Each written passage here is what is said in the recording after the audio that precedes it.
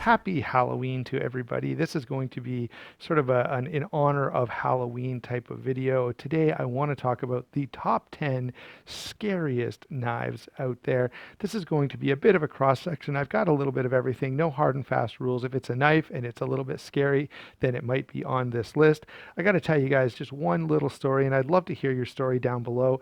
Recently, I guess this was not that recently, it was about a year or so ago, my boys were playing Ninja Turtles. And of course, being a Ninja Turtle fan from when I was a kid, I thought what they really need is, to fight against the Foot Clan. So I went out, got myself, I just ran around the house. I grabbed a balaclava, grabbed some black clothing, threw on like a hoodie and a balaclava, and grabbed one of the kids' little ninja swords and snuck outside, thinking that I would kind of jump out as the Foot Clan and they would fight me and everyone would have a good time.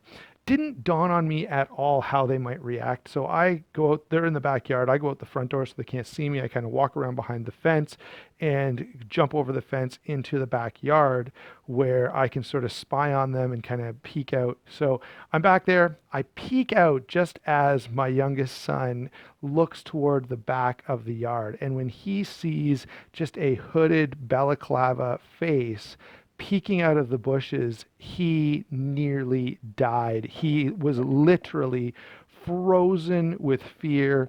He started bawling immediately. Had a complete meltdown. Like, I quickly took everything off. I felt really, really bad. But I thought, in honor of Halloween, I'd share that little scare story. And I'd love to hear your story down below. I'd also love to hear your suggestions for the scariest knife. Now, I've got a few knives, and my family did help me pick these guys out that looked maybe a little bit scarier. And I noticed the theme that they sort of keyed in on was anything with a longer, slimmer, clip point blade.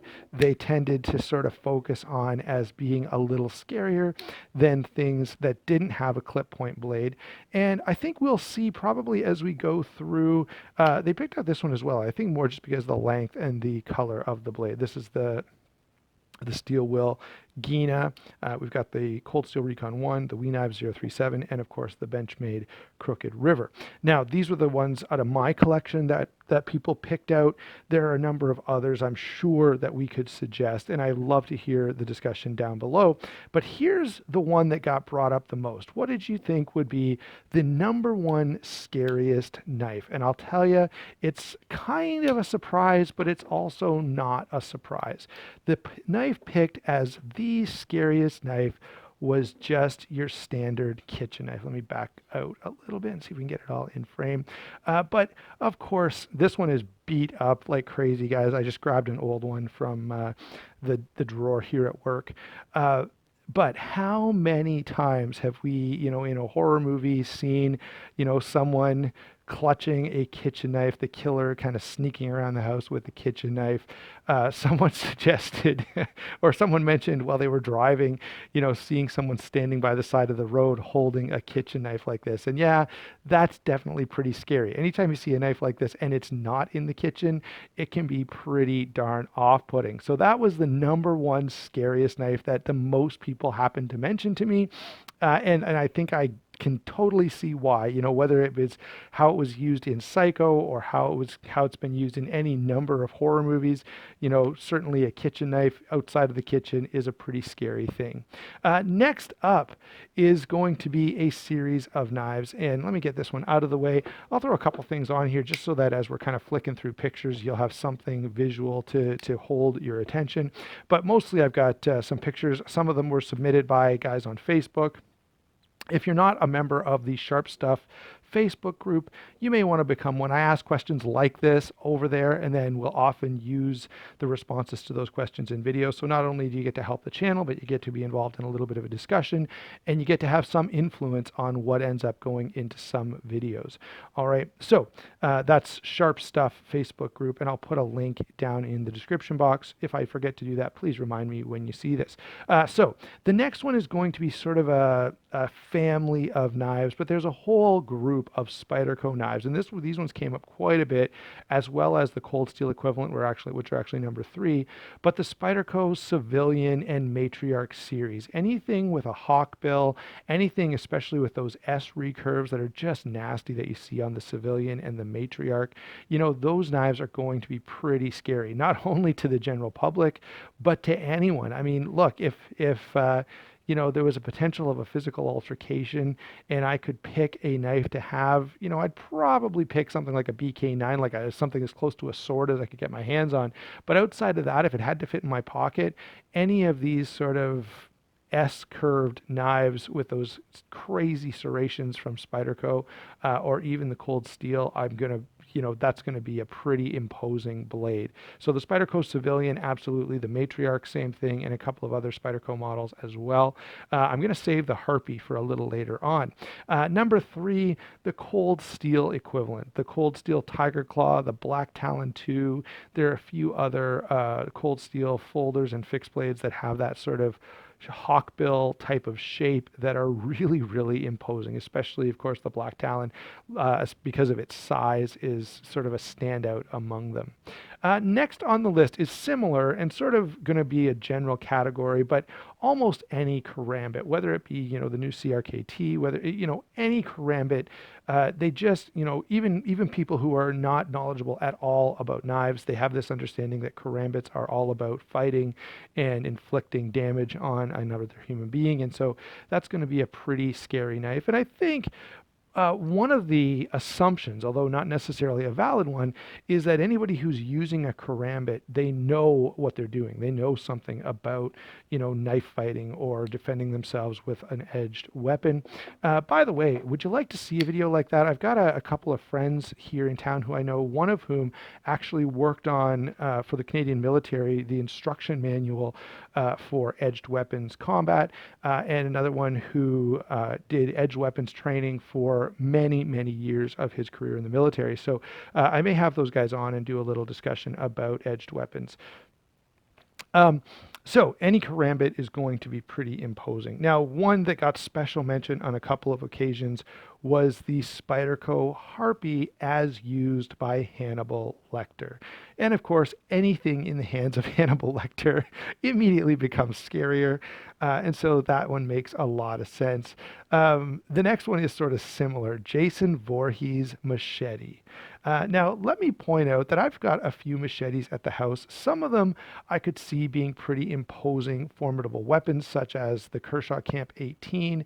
It's a little heavy duty. It's a substantial piece of steel there.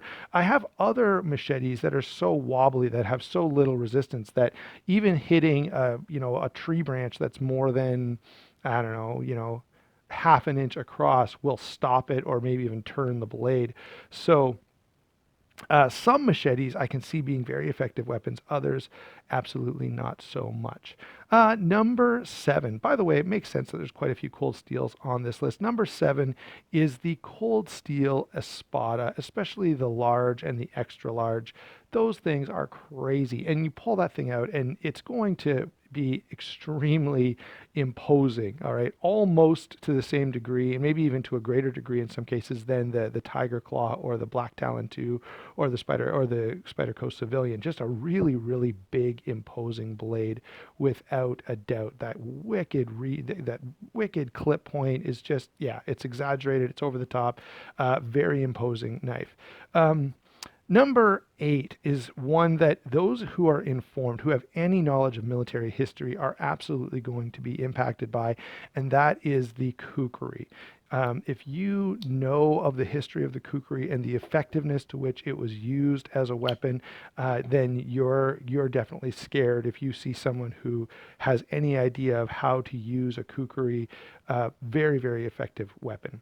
Now, the next few that I want to mention are actually, and I'd love to let's hear the names down below. Go ahead and add to my list, but there are a few names that really stood out to me. Of course, the Jeff Vandermeulen double homicide is insane, and it's called the double homicide, okay? Now, I will say, if you ever had to use that knife in a defensive situation and found yourself in court, it would be really, really difficult to answer when the prosecuting attorney says, "Could you explain to me the name of the knife that you were carrying?" And you have to say in open court, "Yeah, it was called the double homicide." The next knife is similar in name, and it's a knife that I really, really love. It's one of my favorite just designs all overall, and that is the Microtech DOC. Now, we often call it the DOC, but most of us know that, especially in the first version, I think they changed it on subsequent runs, but the initial one actually had spelled out death on contact. Okay, so the death on contact from Microtech. And another example of this is the Cold Steel Broken Skull. I have to say, guys, when I think about these knives, they've got these names where you're like, someone asks, and the Broken Skull to me is not a knife that stands out as a weapon. It stands out as a highly effective utility knife, but I would take a Recon 1 over a Broken Skull just about any time if I was going to have to use it in some kind of a situation where I needed a weapon. But nonetheless, the name is Broken Skull. Now, I don't know, as I'm sharing this with you guys, does anyone else think of the Brian Regan bit where he talks about the names of military tools like the Apache helicopter and the AK-47, and then there's the walkie-talkie, and he suggests the guy who named the walkie-talkie called his gun the Rudy Tooty Aim and Shooty. Just a great bit. Brian Regan is hilarious. At least, let's say this: Walked on the Moon and Hyperbole are both fantastic. Epitome of Hyperbole is probably my favorite Brian Regan show, and I'm dying of laughter whenever I watch it. Anyway, back to our main discussion here about scary knife names. But yeah, there's a bunch of them, and I'd love to hear your suggestions down below. Last knife on the list, and I think this one had to be mentioned, made famous by the Scream movies, is the Buck 120, and this is sort of an iconic, scary knife, right? Almost any serial killer horror movie type of thing where you want some crazy tactical killer knife, you're going to see a Buck 120.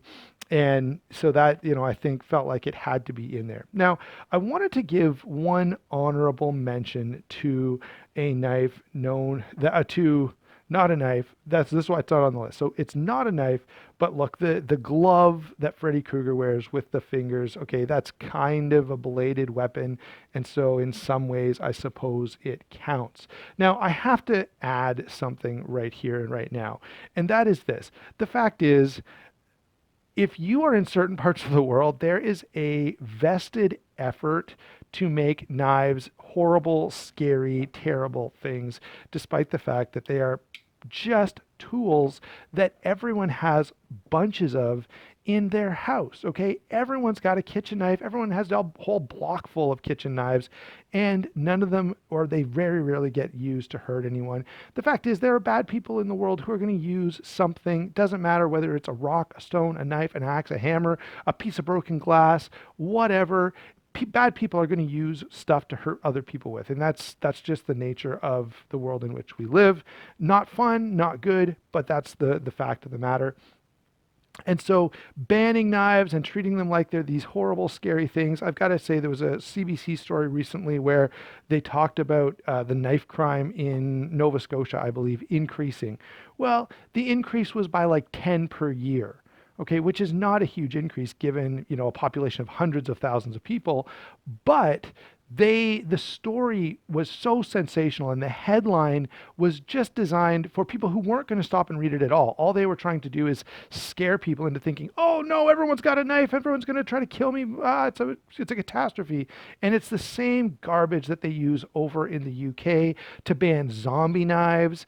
Come on, guys, these are painted with green paint.